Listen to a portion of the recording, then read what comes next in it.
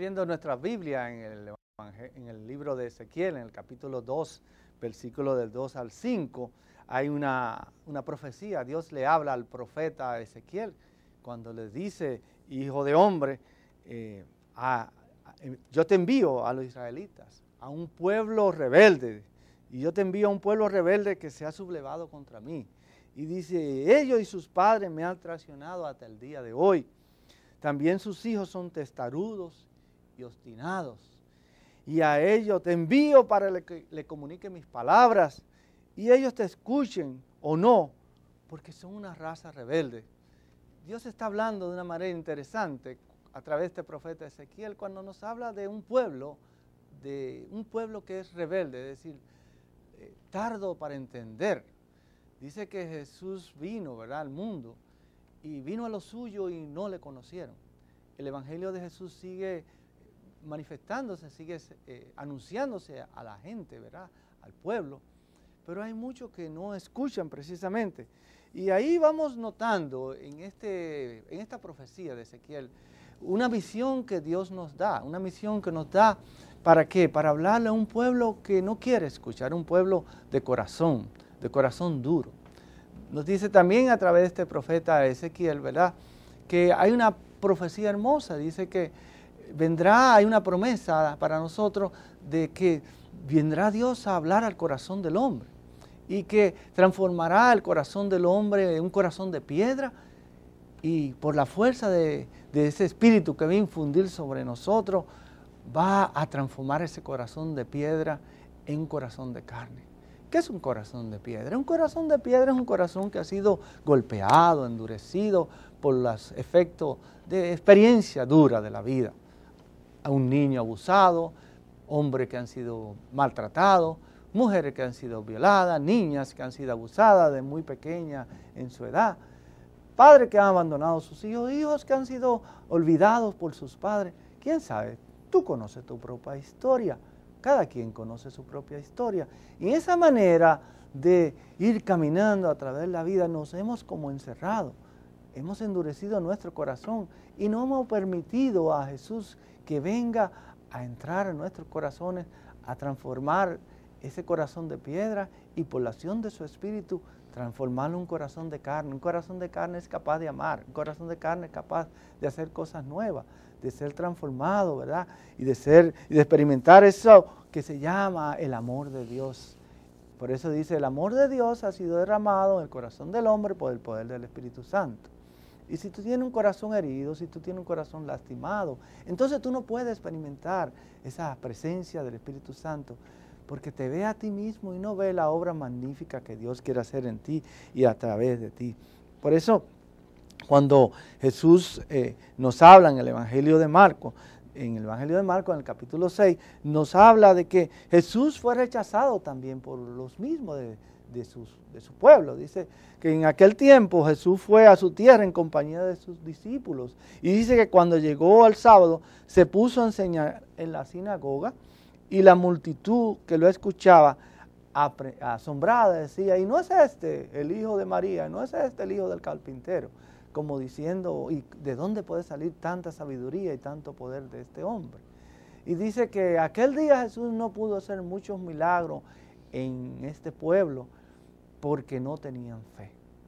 Yo me maravillo mucho de cómo la gente viene muchas veces a las misas de sanación, vienen a los grupos de oración y no pueden recibir lo que Dios le está dando, no pueden ver esa obra de Dios en sus vidas, precisamente porque no creen en Jesús.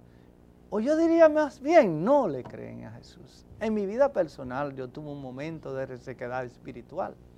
Yo recuerdo en los años 1982, nosotros, mi esposa y yo estábamos pasando por una crisis, por una resequedad espiritual muy profunda.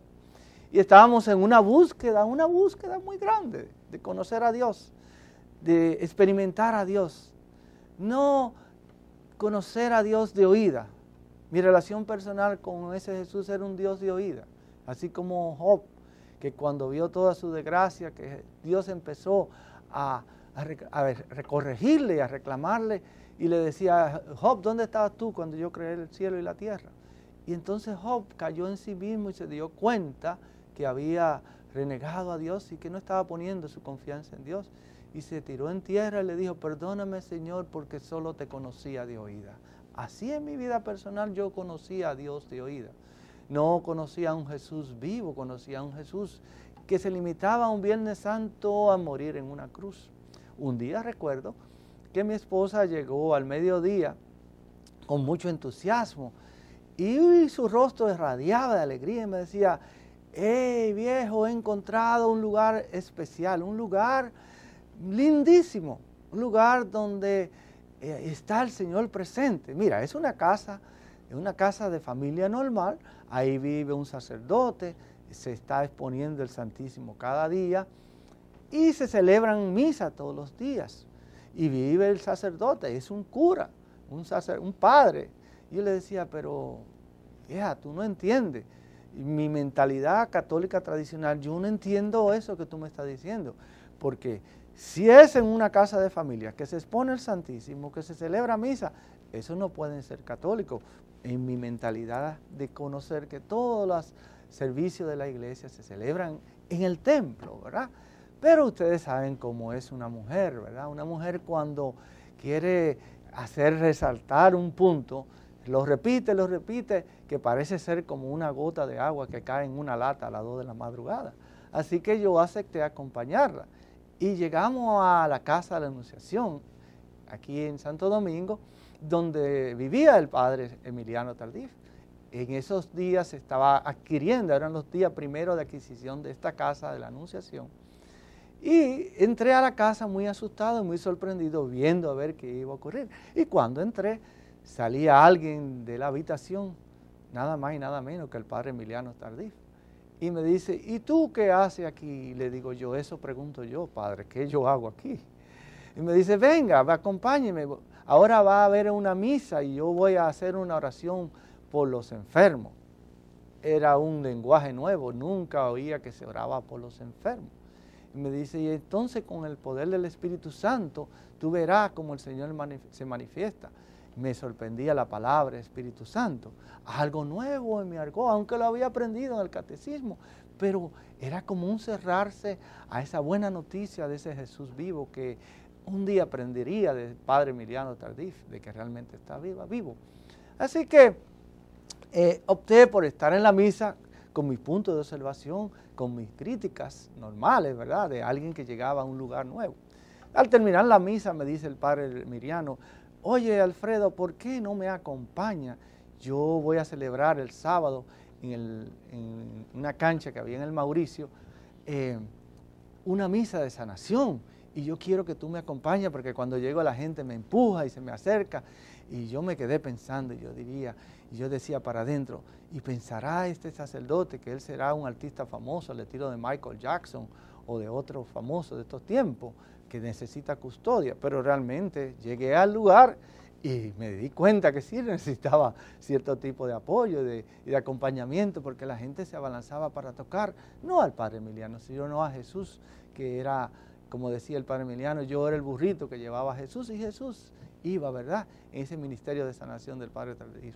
Obviamente para mí fue de mucha sorpresa ver cómo se sanaban los enfermos, ver un cojo que se levantaba de una silla, una persona que soltaba una muleta, alguien que comenzaba a caminar soltando el andador. Era algo nuevo, era ver el cumplimiento del evangelio, pero no convencido de lo que estaba viendo con mis ojos. Así que como él anunciaba palabras, yo decía, bueno, yo tengo que ver a ver quién le pasa el papelito al padre Tardif para decirle. Y no pasaba nada. Y yo dije, en la próxima misa yo tengo que ir porque yo tengo que sentarme más cerca del padre Emiliano Tardif y descubrir quién le pasa un papelito anunciándole esto, porque me parece que hay una combinación aquí. Y precisamente a veces Jesús se vale de cosas así como para traernos, ¿verdad? Ojalá y se valiera de cosas así para traerte a ti también en este día. Bueno, finalmente no vi que ocurriera nada, volví a otra misa de sanación y no ocurría absolutamente nada de lo que yo esperaba. Nadie le pasaba un papel informándole o componenda alguna, pero sí veía que ciegos veían, sordos escuchaban, enfermos se sanaban porque Jesús estaba allí. Se cumplía la palabra que decía, cuando 2 o más están reunidos en mi nombre, yo estoy presente. pero todavía seguía mis dudas. Así que el padre Emiliano me dice, ¿por qué no viene a un seminario de vida en el Espíritu? Y yo dije, wow, Espíritu, ¿será de espiritismo esto?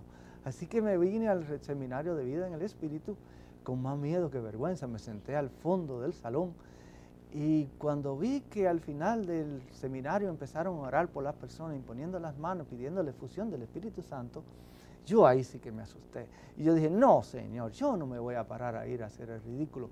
Si tú quieres, Señor, que yo reciba el Espíritu Santo, que en este momento venga alguien, manda a alguien que ore por mí. Dicho ni hecho, hermano.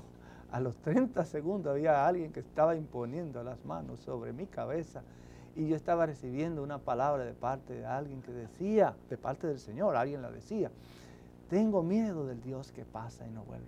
Y en ese momento yo empecé a sentir realmente cómo el peso del amor de Dios caía sobre mí.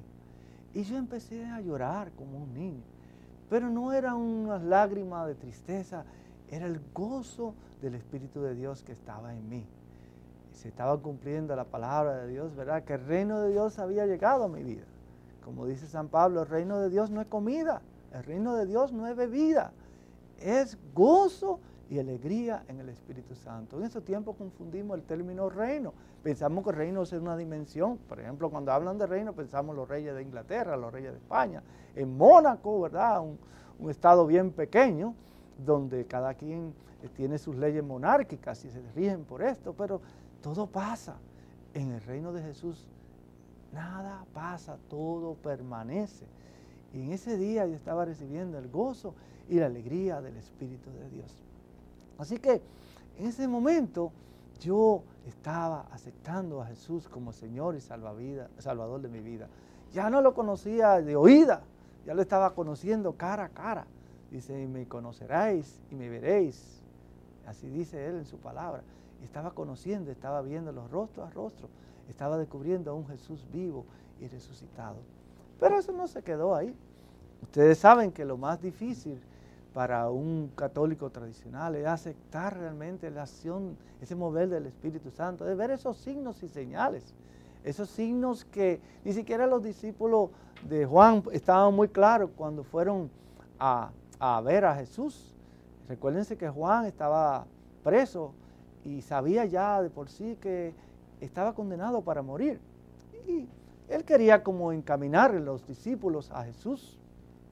No porque él necesitara ninguna prueba. Juan tenía mucha información sobre Jesús. Por ejemplo, él sabía que iban a nacer de una virgen, sabía que su tía María era virgen, que iban a nacer, ¿verdad?, en Belén. Y tenía todos esos detalles interesantes. Pero Juan no necesitaba ese tipo de detalles para confirmar o reafirmar que Jesús era el Mesías.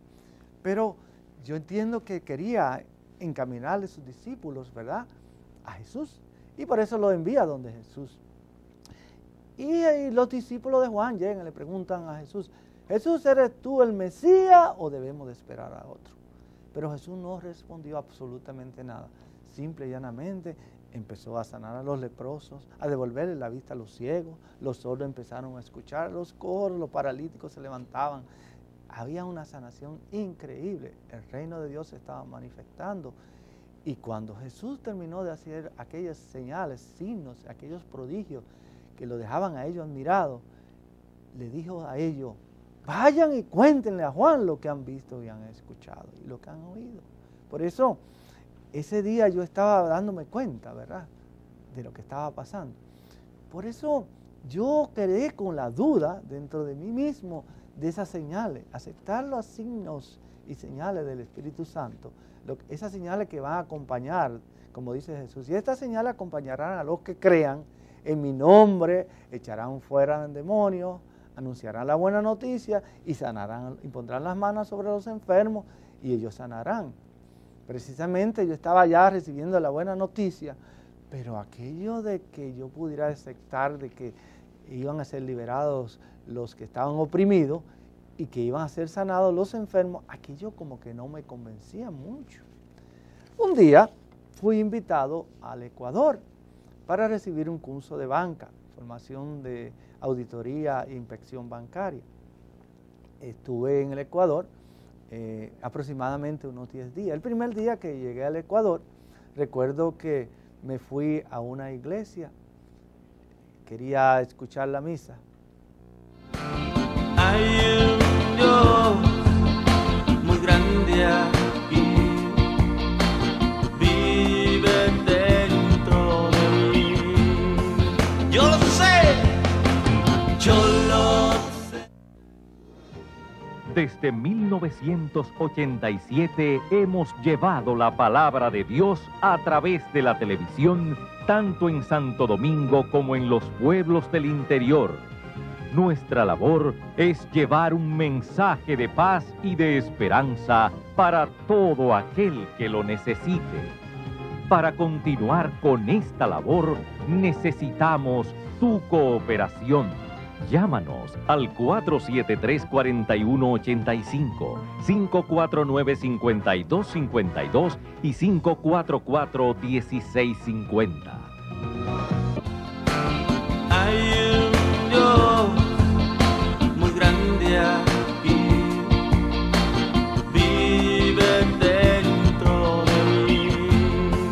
Yo lo sé. Pues era domingo, yo quería asistir a la Eucaristía. Llegué a aquel templo, el templo del Sagrado Corazón de Jesús, una iglesia que estaba ubicada aproximadamente a unas 4 cuadras del Hotel Colón, en la ciudad de Quito. Cuando estaba entrando, me di cuenta como que el ambiente estaba muy opacado. Yo venía un poco con esta inspiración carismática, ¿verdad? Ver las canciones, ver una misa alegre, la gente identificarse. Quito por el clima, no sé si será la gente un poco más reservada. Pero aquel día me di cuenta como que Jesús no estaba vivo. Cuando vi el padre tocaba el órgano, el padre motivaba la colecta, hacía la colecta, celebraba la Eucaristía. Pero en el momento del gloria, algunos levantaron las manos. Para mí, levantar las manos es señal de un carismático presente. Y me acerqué al final de la misa, me acerqué a una pareja y le dije, ¿ustedes son carismáticos por casualidad? Y se queda mirando y me dice, sí, ¿cómo lo ha notado? Le digo, bueno, porque lo carismático, por lo general, cuando escuchamos un gloria o alabanza, levantamos los brazos en señal de alabar a Dios, ¿verdad? De unirnos a ese pueblo de Dios en alabanza. Y definitivamente ellos se quedaban sorprendidos y me dice, sí, claro, y me dice, ¿dónde viene? Digo, bueno, vengo de la República Dominicana. Entonces la señora me dice, Tardif, Tardif. Digo, no, Tardif no, llegué a tiempo. Me dice, no, recuerda al padre Tardif, lo conoce. Yo tenía un tiempo ya asistiendo acá. Y muy oriundo, dice, claro, yo voy a su comunidad. Me dice, tú eres de la comunidad del padre Tardif. Todavía yo ni era parte de esta comunidad, pero el asistir ya yo me consideraba que era parte de esta comunidad. Así que le dije que sí. Y me dice, ¿por qué no viene mañana y nos predica un grupo de oración? Digo, bueno, mire que voy a estar ocupado. No, por favor, no haga eso. Venga, mire, un dominicano que viene de la comunidad del padre Tardif va a animar a otros hermanos. Así que yo decidí asistir. Le puedo jurar que yo nunca había predicado. Yo nunca había podido usar la Biblia, ¿verdad? En la manera adecuada. Tenía esa costumbre de que la Biblia no se leía. Así que aquel día busqué una Biblia y me fui al grupo de oración. Y empezó la alabanza, empezaron con cánticos, con guitarra, pandereta, alabar a Dios. Ustedes conocen bastante sobre esto. Y entonces, en un momento dado me presentaron, yo tomé un texto de la Biblia, tanto amó Dios al mundo, y por ahí hice más o menos una prédica machacada con más miedo que vergüenza. Definitivamente yo me di cuenta de que la gente estaba atendiendo, y yo decía, bueno, Señor, ¿qué está pasando aquí? Pero cuando terminé, dijeron, bueno, él viene de la comunidad del padre Tardif, así que vengan los enfermos, que él va a orar por los enfermos. Ahí sí, hermano, sí que me caí para atrás. En ese momento yo decía, yo no sé qué voy a hacer. Pero yo dije, yo recuerdo que el padre Emiliano acercaba a los enfermos, imponía las manos, cerraba los ojos y decía algo. Yo hice lo mismo, puse las manos sobre los enfermos y cerré los ojos y dije algo, no sé ni qué dije, hermano. Pero sé que estaba orando sobre los enfermos. Y cuando estoy orando sobre una tercera persona, que era una mujer precisamente, estoy orando, de pronto una niña como de 6 años empieza a gritar, ¡ay, ay! Y yo paro la oración y me miro hacia ella y le pregunto y le digo, ¿qué pasa? ¿Qué pasa? Me dice, y la mamá le pregunta a la niña y le dice algo al oído. Y entonces le digo, ¿qué pasa? Y me dice, no, dice ella que cuando usted estaba orando sobre su tía, ella veía como una bola salía de su seno derecho. Y yo para adentro dije, incrédulo al fin, o esta fumó marihuana o no desayunó hoy. Y en ese momento yo me quedé sorprendido y yo dije, bueno, terminó el grupo, digo, yo me voy de aquí, yo tengo que terminar con esto porque tenía mucho miedo. Bueno, me regresé al hotel, pasaron los 10 días, me regresé a República Dominicana. Pasaron 3 meses, yo me olvidé de ese caso. Como a los 3 meses me llaman del INCAE del Ecuador, me dicen, Alfredo Pablo, y le hablamos del INCAE, es un instituto de formación para financistas. Me dice, hemos observado que usted tomó este curso sobre auditoría bancaria, quisiéramos invitarle a que venga a darle un curso al personal de la superintendencia de banco de aquí del Ecuador. Y yo le dije, bueno, yo no puedo, yo no me gustaría, no sé si tenga tiempo, tengo mi trabajo. Me dice, ¿le vamos a pagar? No, yo no sé. Me dice, no, le vamos a pagar $500 diarios a la estadía. Digo, yo sí voy. Así que me fui al Ecuador. Y yo dije, esta vez sí no me voy a juntar ni con carismáticos ni con ningún tipo de persona. Me voy directamente al hotel mío. Pedí un hotel que quedaba aproximadamente 5 millas en el lado opuesto de la ciudad de Quito, la ciudad capital del Ecuador. Llego a mi hotel, me registro, tomo mi maleta, subo para la habitación e inmediatamente que abro la habitación del cuarto suena el teléfono. Ring, ring. Bueno, yo digo, será para el otro huésped. Pero insistieron tanto que al final, a la tercera vez, levanto el auricular, contesto el teléfono y me dicen, Alfredo Pablo, bienvenido a Quito. ¿Cómo no nos ha avisado? Y yo decía para mí la mentira piadosa, dije, bueno, es que no quería molestar. Me dijeron, no, pero debió haber avisado, lo hubiéramos esperado. Y le digo yo por curiosidad, pero por simple curiosidad, ¿y cómo ustedes se enteraron que yo llegué? Me dice, oh, la chica que te ha registrado en el hotel, tan pronto vio tu nombre, se dio cuenta que eras tú. Y esa chica es la hija nuestra. Y tan pronto vio tu nombre, nos ha avisado. Así que mañana pasamos por ti para que vaya al grupo de oración. Yo dije, ay Dios mío, otra vez tengo que ir. Pero Dios quería darme una lección. Dios quería enseñarme realmente algo interesante. Fui al grupo de oración, hago lo mismo, mi prédica ensayada, y cuando termino yo levanto los ojos y me doy cuenta que el salón estaba como quizás más lleno que la otra vez.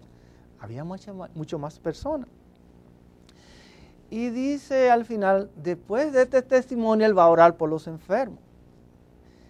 ¿Cuál fue mi gran sorpresa? Se levanta una señora con 2 placas en las manos y 2 placas de rayo X. Dice, miren, la otra vez que Alfredo Pablo estuvo por acá, yo venía ya con un diagnóstico para una cirugía. Miren la placa que muestra mi cáncer, la bola que tenía en el seno derecho.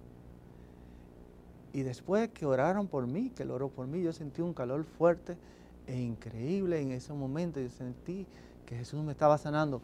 Cuando fui al hospital le dije al doctor, doctor, no me opere hasta que no me haga una placa nueva.